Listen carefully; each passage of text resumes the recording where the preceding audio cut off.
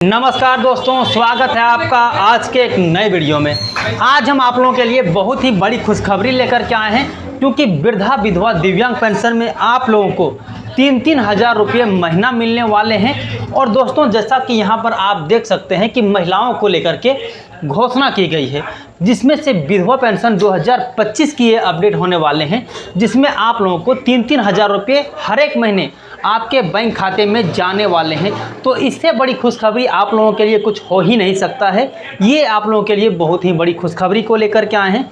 इसमें हम कंप्लीट जानकारी देने वाले हैं कि ये जो विधवा पेंशन है उसमें से किन किन लोगों को 3-3 हज़ार रुपये मिलने वाले हैं, उसको हम आगे लेकर के आपको सारे कुछ क्लियर करने वाले हैं। जो भी आपके मन में डाउट होंगे वो सारे आज के इस वीडियो में हम क्लियर करने वाले हैं। तो आइए वीडियो में विस्तार से बने रहते हैं। और इससे पहले यदि आप इस चैनल पर पहली बार आए हैं और अभी तक चैनल को सब्सक्राइब नहीं किए हैं तो चैनल को अभी सब्सक्राइब कर लीजिएगा। तो आइए अब अपडेट की ओर चलते हैं। तो दोस्तों, यहाँ पर देखिए, विधवा पेंशन हर महीने मिलेंगे 3 हज़ार रुपये। 1200 रुपया की जो हुई है वो आप लोगों के साथ में बढ़ोतरी हुई है। भारत में विधवा महिलाओं की आर्थिक और सामाजिक सुरक्षा को सुनिश्चित करने के लिए सरकार ने कई पेंशन योजना चला रखी है। इस योजनाओं का उद्देश्य विधवा महिलाओं को आर्थिक रूप से आत्मनिर्भर बनाना है और उन्हें सम्मानजनक जीवन जीने का प्रयास करना है। साथियों, इसमें ये चीज़ें कहा गया है कि आप लोगों को विधवा पेंशन जो दिया जाता है उसका सिर्फ एक ही मकसद रहता है कि आप लोगों को सम्मानजनक जीवन जीना पड़े, किसी दूसरे के ऊपर आपको निर्भर रहने की ज़रूरत ना पड़े। अगर सरकार आप लोगों को पेंशन देती है तो आपकी जो आर्थिक ज़रूरत होती है, चाहे रोटी कपड़ा मकान को लेकर के हो, तो वो सारी ज़रूरत आपको इस पेंशन के माध्यम से पूरी हो जाते हैं, जो कि इसका उद्देश्य रहता है कि आप लोगों तक पेंशन को पहुँचाया जाए। दोस्तों, तो यहाँ पर आप देख सकते हैं हाल ही में कुछ राज्यों में विधवा पेंशन योजना की बढ़ोतरी की गई है, जिसमें विधवा महिलाओं को हर महीने मिलने वाली राशि में इजाफा हुआ है। यह बढ़ोतरी विधवा महिलाओं को जीवन में सकारात्मक बदलाव लाएगी और उन्हें आर्थिक रूप से अधिक सुरक्षित महसूस कराएगी। साथियों, यहाँ पर आप लोगों के बीच में ये कहा गया है कि कुछ वैसे राज्य हैं, विशेष राज्यों में ये पेंशन की बढ़ोतरी की गई है। ये हर एक राज्यों के बारे में यहाँ स्पष्ट नहीं कहा गया है, कुछ राज्यों में बढ़ोतरी की गई है, जिसका मकसद ये होता है कि आप लोगों को सम्मानजनक जीवन जीने के लिए जो आप लोगों को किसी ऊपर निर्भर रहना पड़ता है, उसके लिए आप लोगों को इससे मुक्ति मिल सके और आप खुद आत्मनिर्भर बन के आप अपने बच्चों का लालन पालन कर सकते हैं। इसीलिए विधवा पेंशन आप लोगों को दिया जाता है। दोस्तों, अब यहाँ पर आप देखिए, इन योजनाओं के तहत विधवा महिलाओं को मासिक पेंशन, कौशल विकास कार्यक्रम और बच्चों की शिक्षा के लिए छात्रवृत्ति जैसी सुविधाएं मिलती है। साथियों, यहाँ पर वही चीज़ें कहा गया जो कि मैंने आपको अभी थोड़ी देर पहले बताया है कि आप लोगों का बच्चे को शिक्षा के लेकर के और आप लोगों को जो भी ज़रूरत की चीज़ें होंगी उसे आप खुद से खरीद सको। सरकार का लक्ष्य ये भी रहता है कि विधवा महिलाओं को आर्थिक तंगी के कारण मुश्किलों का सामना ना करना पड़े। अगर आप लोगों को पेंशन सही समय पर मिलते हैं और बढ़कर के आप लोगों को पेंशन मिलते हैं तो फिर आप लोगों का जो भी परेशानी होता है वो परेशानी आपको पेंशन से दूर हो जाएंगी। यहाँ देखिए दोस्तों, विधवा पेंशन योजना में जो हुई है बढ़ोतरी उसके बारे में। पहला, आप लोगों को पेंशन राशि में वृद्धि। कई राज्यों में विधवा पेंशन की राशि को बढ़ाया गया है। उदाहरण के लिए कुछ राज्यों में अब विधवाओं को 3500 रुपये प्रति महीना मिलने लगेंगे, जो पहले 2000 थी। एक रिपोर्ट की अगर माना जाए तो उस रिपोर्ट के अनुसार विधवाओं को अब 4500 रुपये प्रति महीना की पेंशन मिलने लगेंगी। साथियों, यहाँ पर यह कहा जा रहा है कि जो आप लोगों को विधवा पेंशन बढ़ाया गया है वो कुछ राज्यों में अलग तरीके से, जैसा कि उदाहरण के लिए आप लोगों के बीच में यहाँ पर रखा गया है कि कुछ राज्यों में 3500 भी रखा गया है और कुछ राज्यों में जो रिपोर्ट के अनुसार देखने को मिल रहा है वो 4500 रुपये भी बढ़ाए गए हैं, जैसा कि हमने यहाँ पर सारे रिपोर्ट को देखा।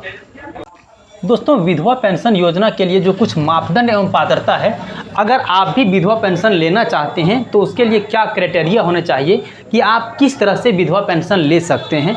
अगर आप नए अभी विधवा हुए हैं और आपको पता नहीं है और आप इस चीज़ का लाभ लेना चाहते हैं तो उसी के बारे में हम यहाँ कंप्लीट जानकारी आप लोगों के बीच में लेकर के आएँ। विधवा पेंशन योजना का लाभ उठाने के लिए विधवा महिलाओं को निम्नलिखित पात्रता एवं मापदंड को पूरा करना होगा। जैसे आवेदक का विधवा होना चाहिए, अगर आप विधवा हैं तभी इस योजना का लाभ ले सकते हैं।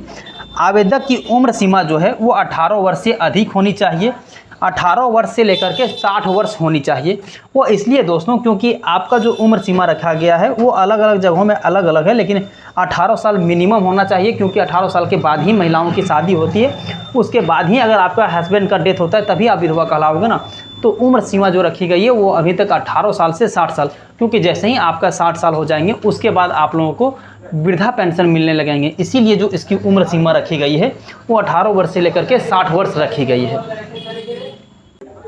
दूसरा जो अपडेट आप लोगों के बीच में आ जाता है, उसके पास हस्बैंड का डेथ सर्टिफिकेट होना चाहिए, क्योंकि अगर आपके पास डेथ सर्टिफिकेट नहीं होगा तो फिर ये कैसे माना जाएगा कि आपका शादी हुआ था, उसके बाद आप विधवा हैं और आप विधवा पेंशन को लेना चाहती हैं। इसीलिए आप लोगों को आपके पति का डेथ सर्टिफिकेट होना बहुत ही ज़्यादा ज़रूरी है। अगर आप विधवा पेंशन लेना चाहते हैं तो आपके लिए बेहद ही ज़रूरी है। कुछ राज्यों में आवेदक को राज्य का मूल निवासी भी माना जाएगा। साथियों, यहाँ पर कहा गया है कि कुछ राज्यों में उसका मूल निवासी भी होना जरूरी है। अगर आप मान लीजिए झारखंड के हैं तो आप लोगों के पास जो है वो यहाँ की स्थानीय प्रमाण पत्र भी होने चाहिए। ये कुछ कुछ जगहों में है, हालांकि हर राज्यों में अलग अलग नियम हो सकते हैं, लेकिन ये जो है कुछ कुछ राज्यों में, क्योंकि ये जो आप लोगों के बीच में हम कंटेंट को लेकर के आते हैं वो बहुत ही जगहों से लेकर के आप लोगों के बीच में जुटाते हैं, तभी आप लोगों के बीच में ये वीडियो को हम पहुँचा पाते हैं। तो ये सभी राज्यों के विषय में हमको जोड़ करके चलना पड़ता है। अब यहाँ पर आप देखिए कि आवेदक के पास जो है वो Aadhaar card, bank passbook, voter card होना ये ज़रूरी है। आधार कार्ड आप लोगों को इसलिए भी चाहिए क्योंकि इसी से आप लोगों को पैसा भेजा जाएगा डीबीटी के माध्यम से। दूसरा, बैंक पासबुक तो कंपलसरी है, ठीक ना। और आप लोगों को वोटर कार्ड, जिससे आप लोगों की उम्र पता चल सके, ठीक ना, क्योंकि आपका 18 वर्ष से अधिक है तो यहाँ का आप लोगों का उम्र माना जाएगा वोटर कार्ड से। अब दोस्तों यहाँ पर आप देख सकते हैं कि विधवा पेंशन के लिए जो है वो कुछ कुछ बदलाव किए गए हैं। कुछ कुछ बदलाव किए गए हैं, इसका क्या मतलब है? तो कुछ राज्यों में विधवा पेंशन योजना के लिए जो पात्रता एवं मापदंड है उसमें बदलाव किए गए ताकि अधिक से अधिक विधवा महिलाएं इस योजना का लाभ उठा सकें। आप लोगों के बीच में जो कंडीशन रखा गया है कि 18 वर्ष से 60 वर्ष होनी चाहिए, जो कि मैंने आपको बताया। दूसरी बात, आप लोग यहाँ पर भी देख सकते हैं कि आप लोगों के बीच में विधवा पेंशन योजना के लाभ का क्या मतलब है। सबसे पहले आर्थिक सहायता देना। आर्थिक सहायता देना मतलब ये कि अगर आपकी जो भी ज़रूरत की सामग्री है वो आप खुद से खरीद सको, किसी दूसरे के ऊपर आपको निर्भर रहने की ज़रूरत ना पड़े। जब पेंशन मिलेगा तो आप सिर्फ पेंशन से ही अपने ज़रूरत का सामान जो है वो पूरी कर सकते हैं, इसलिए आप लोगों का आर्थिक सहायता हो गया। दूसरा, कौशल विकास कार्यक्रम। साथियों, इसमें क्या होता है कि आप लोगों के लिए कहीं कहीं कुछ ट्रेनिंग दिया जाता है। कुछ ट्रेनिंग का मतलब ये है कि आप कुछ काम कर सको। उस ट्रेनिंग को आप ले करके आप खुद से अपना दुकान खोल सकते हो, आप सिलाई के काम कर सकते हो या फिर अन्य जगहों पर काम कर सकते हो। ऐसी कौशल विकास कार्यक्रम जो है वो चलाए जाते हैं आप लोगों के लिए। बच्चों की शिक्षा के लिए भी आप पेंशन से ही, अगर आपको अधिक पेंशन मिलेंगे तो आप अपने बच्चों के जो शिक्षा है वो अच्छे जगह पर करा पाओगे, क्योंकि इस महंगाई को देखते हुए ही आप लोगों को पेंशन की जो रकम है उसे बढ़ाया गया है। दूसरा यहाँ पर आ जाता है सामाजिक सुरक्षा चौथा में। तो सामाजिक सुरक्षा का मतलब ये हो जाता है आप लोगों को कि अगर आपके पास पैसे हैं तो दुनिया में आपकी मान सम्मान है, अगर नहीं है तो फिर इसका मतलब कुछ नहीं आपके पास है। तो वही चीज़ें, अगर जिनके पास पैसे नहीं होते, जिनके पति डेथ कर जाते हैं, उसे समाज में जो है वो अलग तरीके से देखा जाता है। इसीलिए आप लोगों को ये विधवा पेंशन योजना जो है वो आप लोगों के बीच में पहुँचाए जाते हैं। दोस्तों यहाँ पर देखिए, विधवा पेंशन योजना के लिए जो है आप आवेदन कैसे कर सकते हैं।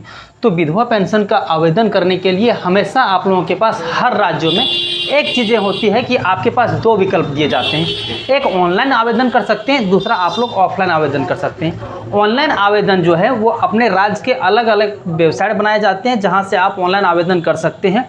आप किसी सीएससी के माध्यम से भी आप ऑनलाइन आवेदन कर सकते हैं।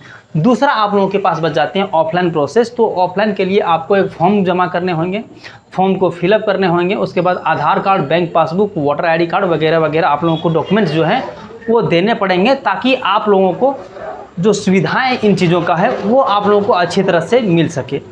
तो साथियों, यही थी हमारे पास कंप्लीट जानकारी जो कि मैंने आपके साथ साझा किया।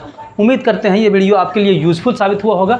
अगर यूज़फुल साबित होता है और आप चाहते हैं कि ऐसा ही अपडेट हमेशा आप तक पहुंचते हैं तो चैनल को अभी सब्सक्राइब कर लीजिए। तो दोस्तों, आज के लिए इतना ही, फिर मिलते हैं अन्य किसी वीडियो में। तब तक के लिए जय हिंद, अपना ख्याल रखें।